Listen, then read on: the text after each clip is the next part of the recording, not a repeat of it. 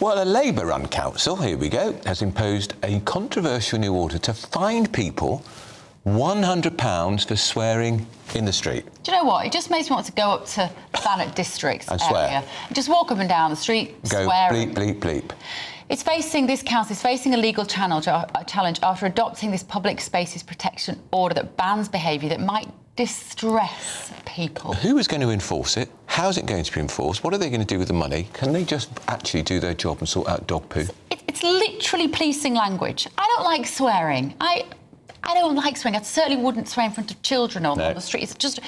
But sworn in front of me. Seriously, is this literally the country we want to live in? We're joined by journalist and podcaster from The Spectator Australia, Will Kingston, and child behavioural expert Amanda Jenner. Good morning to you both. So, Will Kingston, what do you make of this? What kind of country is Great Britain becoming when you might have somebody give you £100 fine for saying a swear word in public? I miss the days when councillors took pride in just taking out the bins and assessing planning applications. But that's obviously not sexy enough for councillors to have something interesting to say at lefty cocktail parties. So here we are. That's the country we're in today. This is yet another attack on free speech in this country. And it's not just swearing, guys. It is the grey areas like political protest, public performance art, where you'll see that ideology is being imposed here. And of course, it's this idea that what you say might cause someone distress. That is entirely subjective. Of course it is.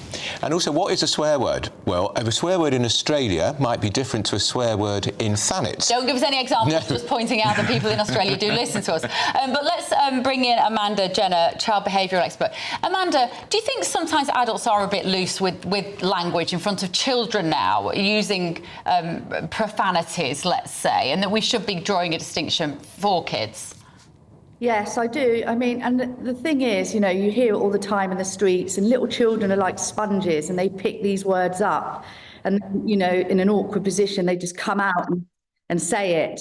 So I really think, you know, I don't know how they're going to police it, but I think it would be a good thing to stop this because, you know, I work a lot with little children, they come out with these words and I'm like, oh, where did you hear that? You know, and that's the thing. They repeat it and then they think it's the norm to do it. And then when they get to school, they use it freely.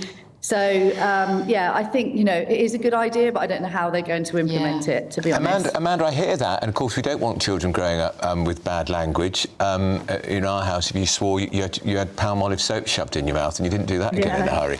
But isn't most of the swearing that the swear words they learn in the school or perhaps at home, I don't think they're going to hear a swear word in the street and think, oh, that's a new word, I'll use that. I just think it's not... The problem this council has identified is in the wrong place. It's not in the street, it's probably in the schools, and that's an issue for the schools. Yeah, I agree, but they've heard it from somewhere. So, yeah, like you say, either at home but they do hear it, you know, in the streets. I mean, I'm away at the moment and I hear loads of like teenagers swearing and stuff. And the thing is with toddlers, you think they're not listening, but they actually do. They actually do listen and they just come out with it and you're like, wow, you know, that was a big word. Because they do listen. You think they're preoccupied, but they are quite clever little things. And I think, yes, at home, it needs to stop at home. We need to, you know, as parents, we need to teach them this is the wrong thing to do, to use bad language. And I agree. I remember, you know, if I ever did, which I didn't really, but, you know, we're going to get that soap and wash your mouth out. And that used to really scare me. So I think we need to be harder at home, 100%. We have to lead by example, definitely. What's occurring to me, Will, when I'm hearing this, is that actually we need more speech in order to educate children about what is and isn't acceptable, polite conversation to have, not just a sort of a clamping down on what people say. Do you know what I mean? I know we're in sort of murky territory at the moment in terms of free speech in this country, but what do you make of what Amanda was saying? I think this swearing thing is a facade. whenever you want to curb free speech, the first thing you always do is do the whole please think of the children routine, because it's harder to argue against. This is not about swearing. We already have the Public Order Act that protects against that sort of speech. In public, that's fine. I don't have a massive problem with it. This is about imposing ideology upon people. And to your point at the very start, it will be imposed subjectively by Labor councillors who have a problem with, say, far-right groups or whatever that means. And the last people say that it will be imposed on protesters would be, say, Islamic protesters or people that they have more sympathy towards.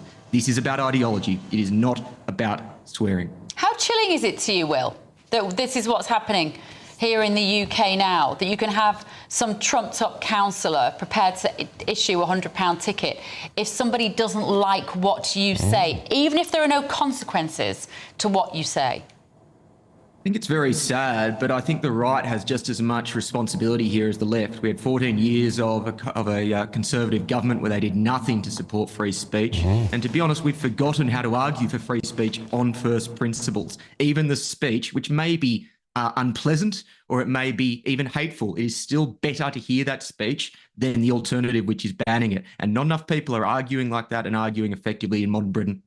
Amanda, when you deal with children as a behavioural expert, what are you seeing in your therapy room about whether kids feel concerned or anxious about what they can and can't say in schools particularly? I think the problem is going back to what we're saying about obviously being outside and hearing the swearing and stuff. I think a lot of it as well is because of a lot of children, young children I'm seeing, 3 years old, have got a telephone or on social media and they're hearing a lot of it there as well.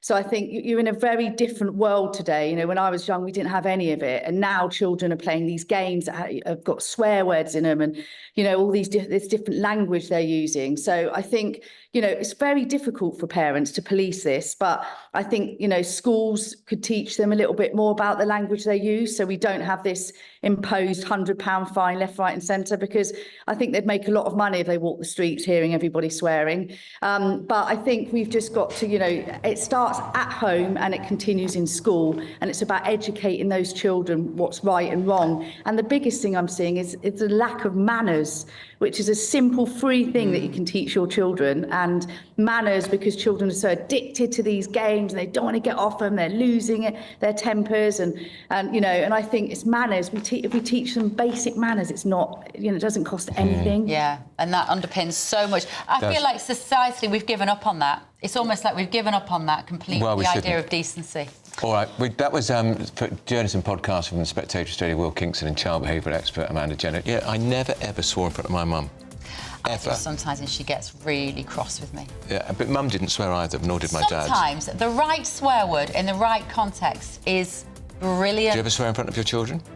I try not to. No, I don't. That means you do? No. I have occasionally, if I've lost my mind for a moment, I might have in a curse. But you know what? They also have to know that language is powerful. Yeah. And I treat them that you don't walk into a job interview and swear. You don't swear on national TV. But sometimes, you know, and they also have to understand that language can offend. And that they do have to know that it can offend, and you do have to be careful. The only swear word I ever heard my mum use began BU. That one. But very occasionally. Was it bum? No. And then but you knew you were in trouble if that word came out.